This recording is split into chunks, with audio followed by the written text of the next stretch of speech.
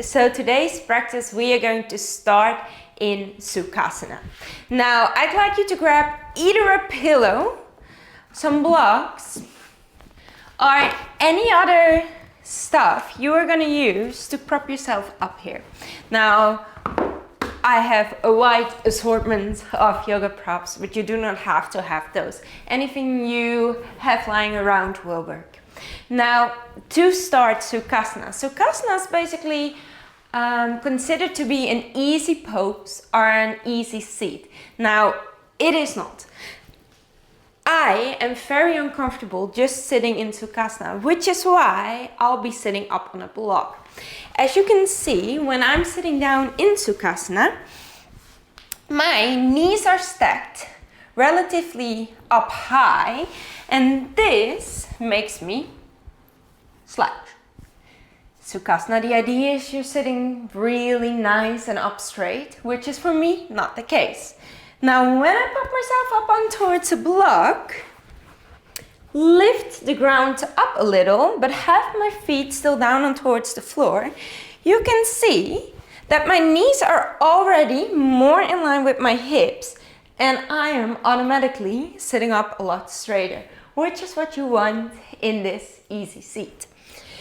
Now, still for me, I love Sukhasana, but still, this is not as comfortable as I can possibly be because the knees are really quite heavy and I have been struggling with knee injuries. So I really like to bring another 2 blocks underneath the thighs to support my knees or my thighs up on. Just to get the weight of the gravity a little lifted in a sense. These are a few tricks you can use in your Sukhasana to make it more comfortable for yourself. Now, if you don't have blocks, pillows work really well. Maybe a rolled up blanket. And then we are going to keep the feet just a little bit active. So the ankles are working a little bit, toes point, ankles flex. Good.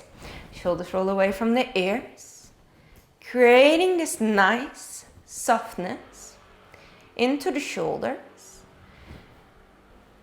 It helps to lift them up towards the ears first, squeeze them, then actively rotate them towards the back of the room, and then let them soften. If you still cannot find that sensation in the shoulders where they're nice and low, it helps to imagine having a little weight hanging on towards your elbow, which are pulling the elbows down. This way the shoulders are nice and low. We gently draw the belly button in just a little bit to find that activation in the core, which helps us sit nice and upright. And then I'd like you to think about the crown of the head as the highest point of the body. Now, sometimes it helps to tuck the chin just ever so slightly to achieve this. Good. And then now I hope you found the Sukhasana that works for you. Now, do know that in yoga practice, these poses are never mandatory.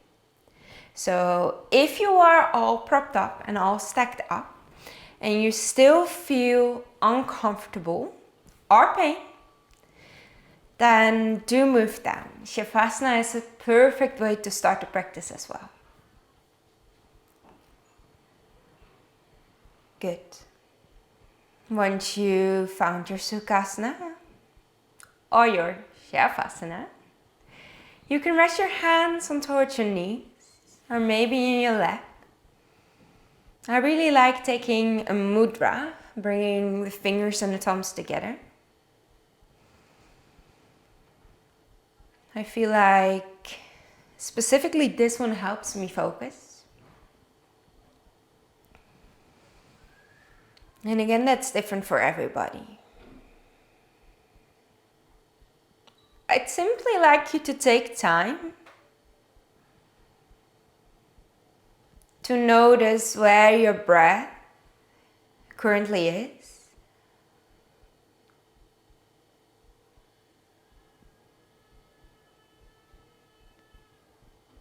Where do you feel it moving? And how is it moving?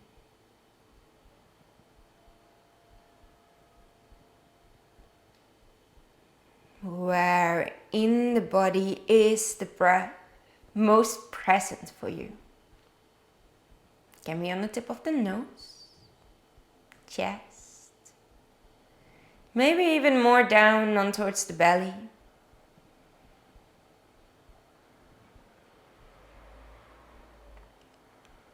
Simply taking note.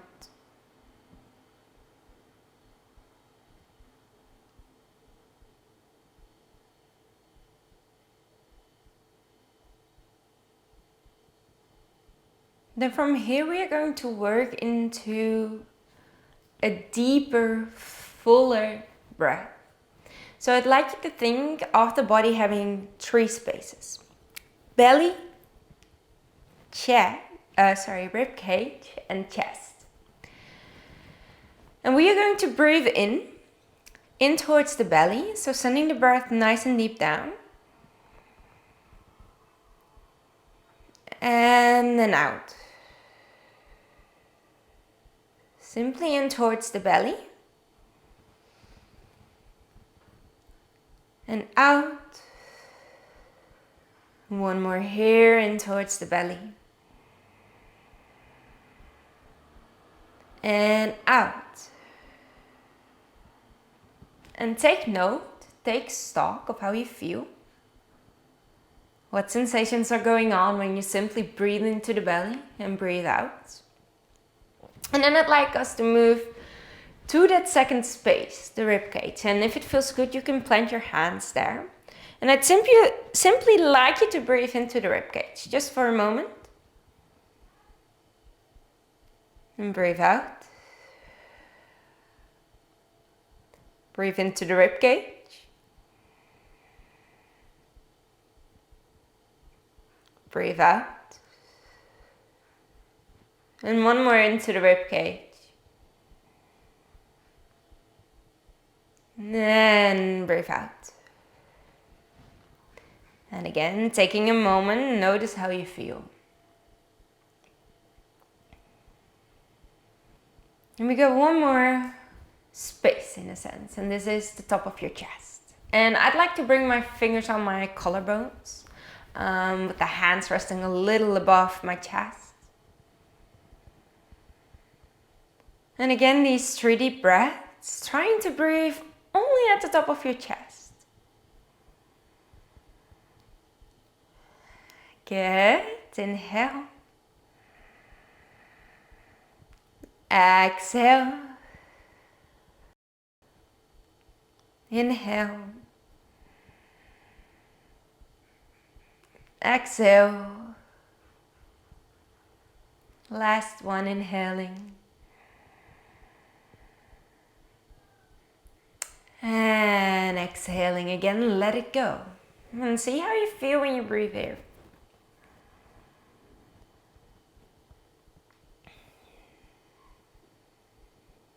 Great.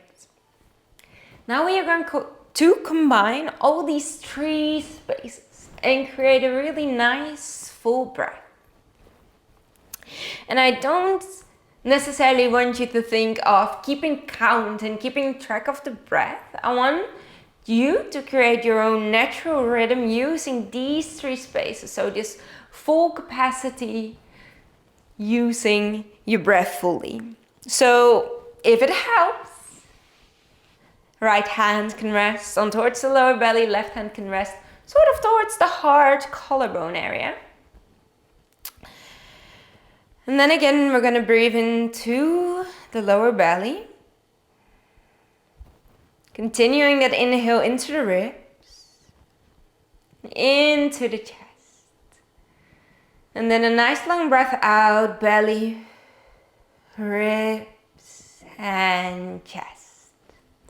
Nice deep breath in, belly, ribs, and chest. And a nice long breath out, belly, ribs, and chest. Deep breath in. Deep breath out. Deep breath in. Deep breath out. Good. Now I'd like you to see if you can combine it. Instead of thinking of it like space 1, space 2, space 3, see if you can make it one fluent inhale using these 3 spaces and one fluent exhale using these 3 spaces. So inhaling, creating a rhythm. Exhaling, creating a rhythm. Inhaling using these 3 spaces and exhaling out of these 3 spaces.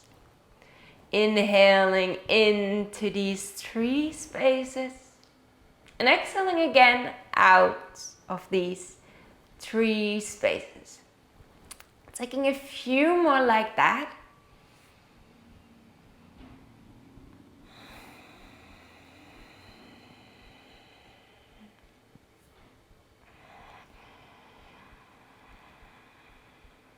Doing great. Last one.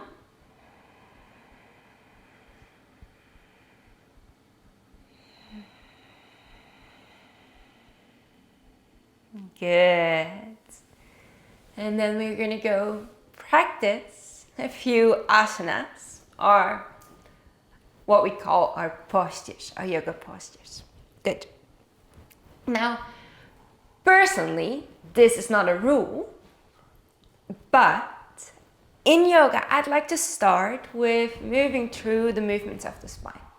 Unless this is contraindicated for you, if you have any issues with your spine or your back, this is really nice to give yourself a warm-up. Good. And always listen to your body. So that's the most important thing in yoga, is just listening to your body. If something doesn't feel good, again, it is not mandatory. Good. Now, moving through the movements of the spine, we can start by bringing our hands on towards the knees, bringing the chin towards the chest, and allowing ourselves to hang a little bit. And we take a nice deep breath in here. And a nice long breath out. From there we can roll our shoulders away from the ears, drop the shoulder blades back and down, push the chest between the upper arms, round in the spine, and if it feels good in your neck, look up. Inhaling. And a nice exhale out. Bringing ourselves back to center. Then we can bring the right hand down on towards the mat. Walk the hand out just a little bit. Gentle bend into the elbows. And I'd like you to reach the left hand up towards the sky first. So actively reach, like you're trying to reach something up above you. Then we're bringing the palm down, the thumb back just a little bit towards the back of the room, creating space into the shoulder. And then bending into that right elbow, reaching the left hand overhead. And again, if your neck allows it, you can look up. Taking a deep breath in here. And a long breath out, bringing yourself to center, and same thing over on the other side. So that left hand walks out, out. Just simply crawling the fingers out. Right hand reaches up towards the sky, we create length. Then we reach the thumb back just a little bit, gentle bend into the elbow, reaching the right hand overhead. And if it feels good, looking up to the sky, taking a deep breath in here. And a nice long breath out, bringing ourselves to center. And then we're going to move into a twist. So we are going to bring the right hand towards the left knee, left hand comes behind. And if you now have like an extra prop and you feel like you could use that elevation to bring the hand on towards the floor, or in that case your prop, then feel free to grab it and place it right behind you. On an inhale, we find length into the spine. Crown of the head is the highest point of the body. And on an exhale, we very gently twist ourselves over towards the back of the room. On an inhale, we sit up nice and tall here in the pose. And on an exhale, if it feels good, see if you can twist yourself just that little bit deeper. Good. Deep breath in, we're gonna bring ourselves back to center. And exhaling here. Good. Same thing on the other side. So the left hand reaches towards the right knee. And the right hand comes behind. Now I'd like you to shoot that crown of your head up towards the sky. And on an exhale, we twist over. Looking over that right shoulder towards the back of the room. On an inhale, can you grow up just a little more? And on an exhale, see if that twist can deepen. Good. Inhaling, bringing ourselves back to center, finding Sukhasana. Good. So that's how you can create just a little bit of mobility in towards the spine, moving through these movements that the spine allows us to do. Then from here on, we are going to continue and we're going to move into our tabletop position. And our tabletop position, again, one you probably know. We do it in almost every class. I almost dare to say every class, but you know, we do it in almost every class. And in tabletop position, we tend to stack the knees underneath the hips and the wrists underneath the shoulders.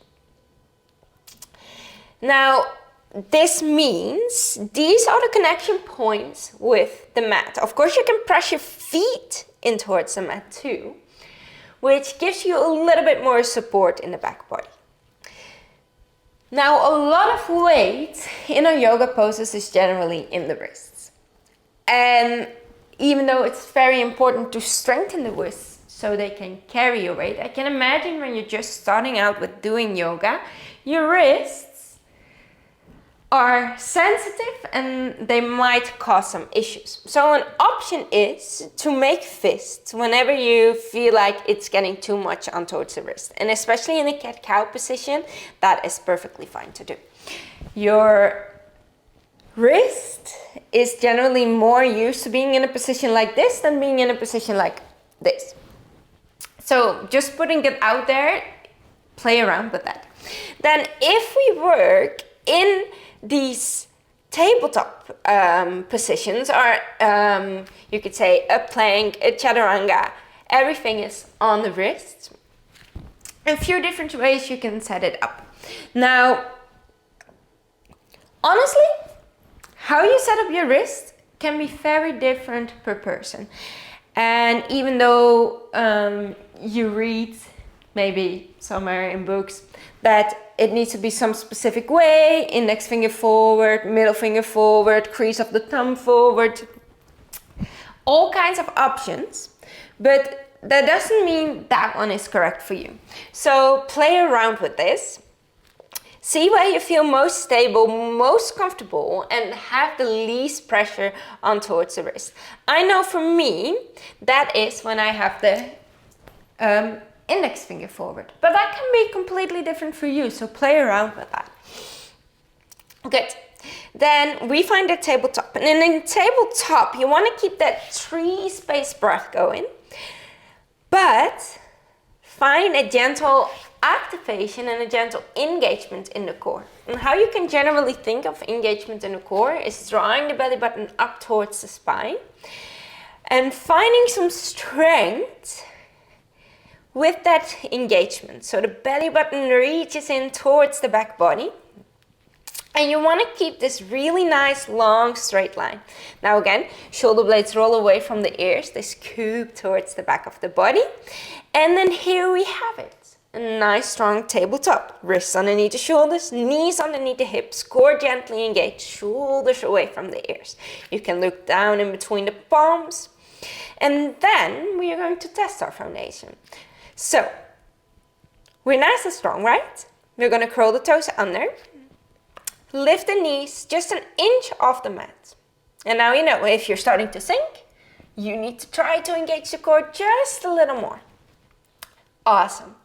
Now, this can be it. Pressing yourself actively away from the mat. Core is engaged, spiking the heels back. We're gonna hold it for one nice deep breath in. And one nice long breath out, sinking the knees back down, untucking the toes, maybe giving them a little tap if that feels good. And then we're gonna move to our cat-cow. Again here, wrist position or fist position. So the hands can be in that similar line as they were before. And then I'd like you to draw the chest through the upper arms. So we're dropping the belly down, drawing the chest through the upper arms, and a gentle rounding or hollowing in the back. Maybe you look up, forward or up. And then actively press yourself away from the mat.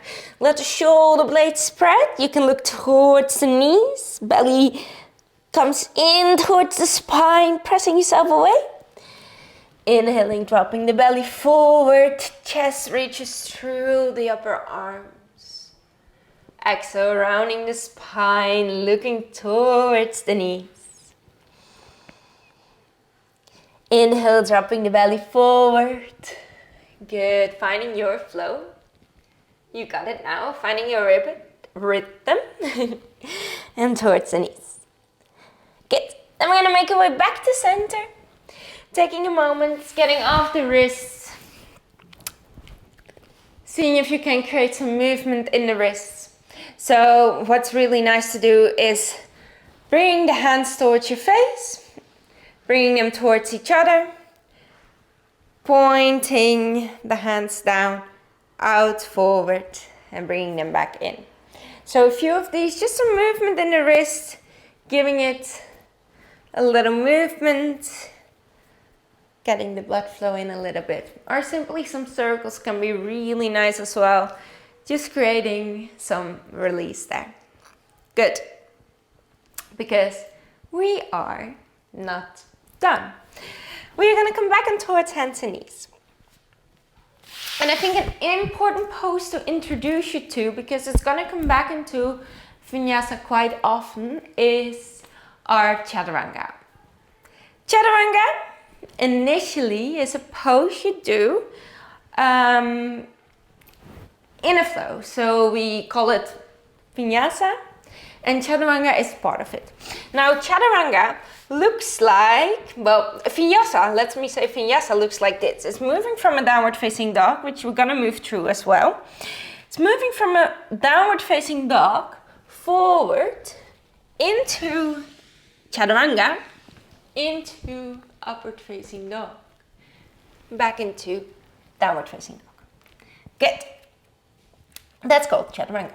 Now, I can imagine this looks like a lot, but it doesn't have to. Chaturanga version 1 is back into the tabletop position.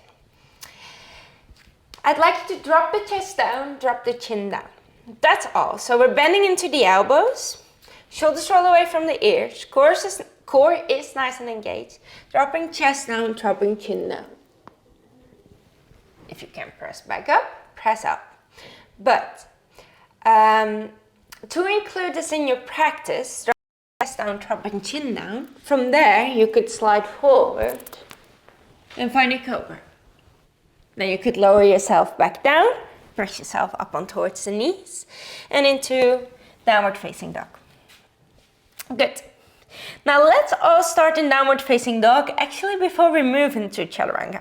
So I'd like you to bring from tabletop, walk the hands ever so slightly forward, curl the toes under, lift the hips up towards the sky, roll shoulders away from the ears, press the heels, let's say towards the mat. They do not have to touch the mat, but press the heels towards the mat, but keep a gentle bend into the knee.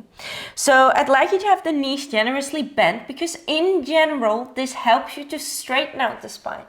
Belly button is tucked just a little bit. And again here, shoulders roll away from the ears. Joints are not locked. Joints are never locked. So elbows are a little bent, knees are a little bent. Then with your hands, press yourself away from the mat. And see if you can slowly start to straighten out the knees. And the knees do not have to be straight, heels do not have to touch the mat. It's nice to give it a little pedal here. This is our downward facing dog. Core is gently tucked, spine is nice and straight. Points of connection with the mat are the hands and the feet. And the hands are not passive and just resting there. You're actively pressing yourself away from the mat with your hands. Good. Dropping down your knees. And giving the wrists a little break. Maybe you want to give them a little shake and a little circle. And then from here, we're going to come back, hands and knees. We're going to move through that first variation of your Chaturanga, which is chest and chin come down. Core is nice and engaged, knees are stacked on top of the thighs. So chest and chin come down. Sliding yourself forward, shoulders roll away from the ears. Gentle back bend.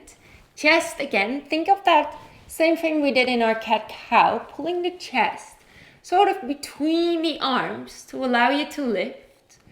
Then all you have to do is soften yourself back down on towards the mat. Use the strength in your hands, your arms to press yourself back up on towards the knees. And from there, we curl the toes under and we lift our hips up and back into downward facing dog. So this is our first version of a vinyasa. We're going to do it one more time, dropping the knees down. Bend into the elbows, shoulders roll away from the ears, dropping chest and chin down. Sliding forward and up. Good. Lowering yourself back down. Pressing yourself up on towards the hands and knees. Curl the toes under. Lift the hips up and find downward facing dog. If this is a challenge for you, please, please, please stay here and practice. Because from here on, the next versions are going to get harder. And if you have to start here, don't worry, I started here too. So strength will build, get more comfortable in the poses, and you will get a lot stronger if you continue to practice. Good. Next version of a Chaturanga. I'd like you to start on towards hands and knees again. Only this time, we are going to, rather than be in more that tabletop type of position, in the box push-up idea, we are going to continue into a half plank. And a half plank is one straight line from the crown of your head towards your knees. And in that half plank, I'd like you to press yourself away from the mat, engage the core, so belly button draws in, but then we are going to lift the shoulders ever so slightly over the wrists. So it doesn't have to be super far, but I'd like you to have the shoulders just a little over the wrists, so the shoulders remain really nice and low. Lower on the back, if you understand what I mean. And then from there, we are going to lower ourselves down, down, down, down, down. And then again from here, you can move into that cobra. Let yourself sink down on towards the mat. Press back up on towards the knees. And back into downward facing dog. Good. Breath in here. Long breath out, you're doing great. Deep breath in. Long breath out. Drop the knees down. Bring yourself forward into half plank. Shoulders come just a little bit over the wrist. Pull them down the back body. Lowering yourself down. Inhale. Upward facing dog or cobra. Upward facing dog is the second version we're going to do where the elbows are straight.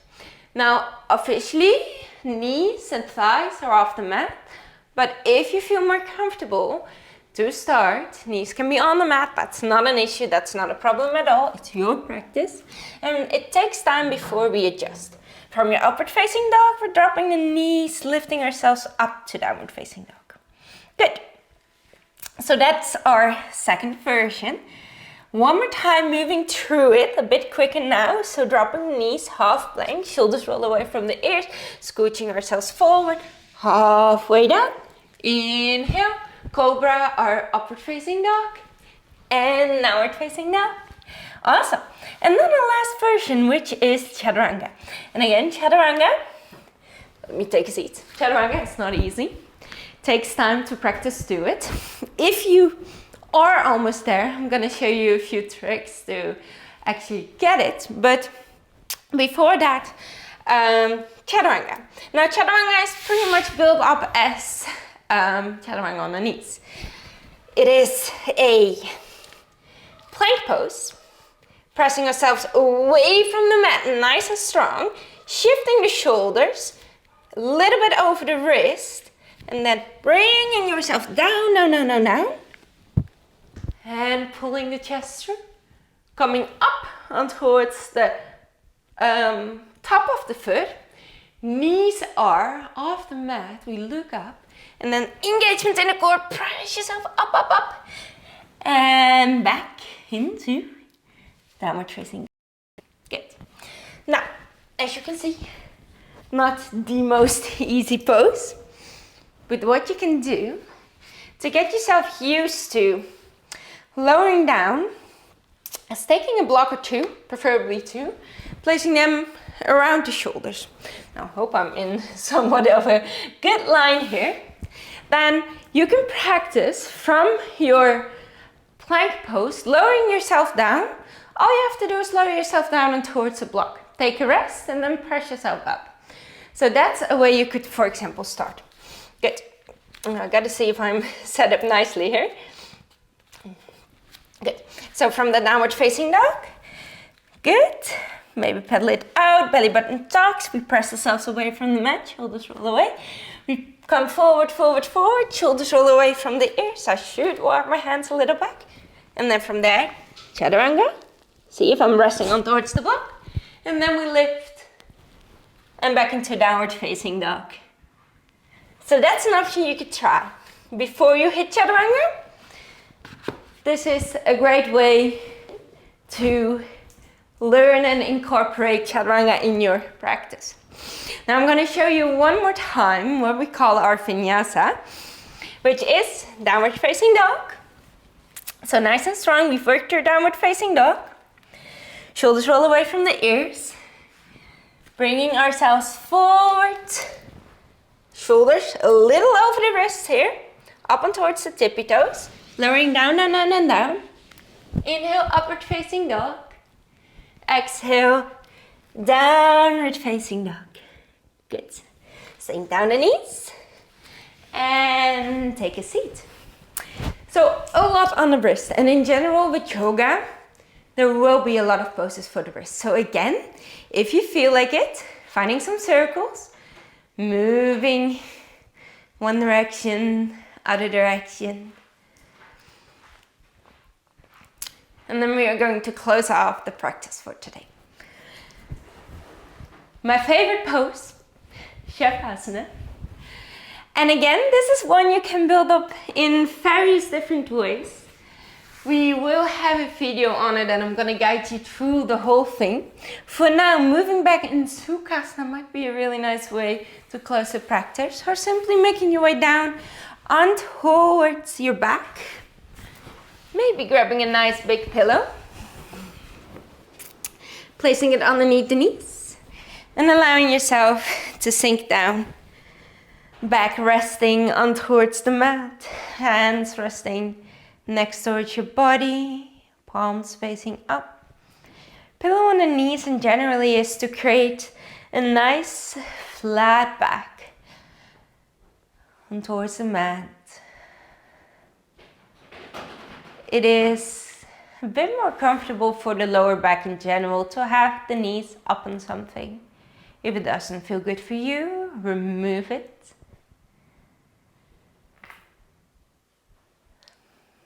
Then we just take a few breaths here. Allowing yourself to rest. Relax, restore.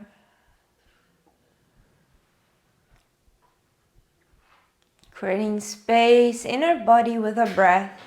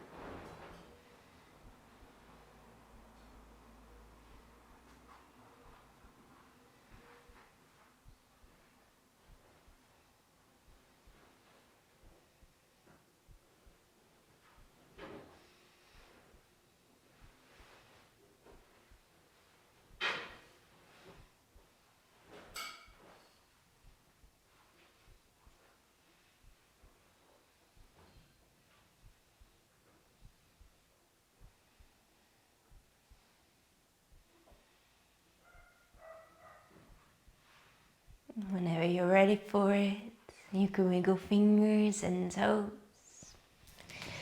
Give yourself a nice big stretch if that feels good. Rolling onto one side, any sides, and then from there press yourself up. And we are going to end our class here.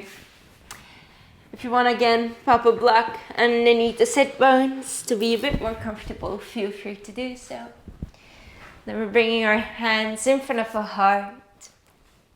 The light in me sees and bows towards the light within you. And from my heart to your heart. Namaste. Thank you for practicing.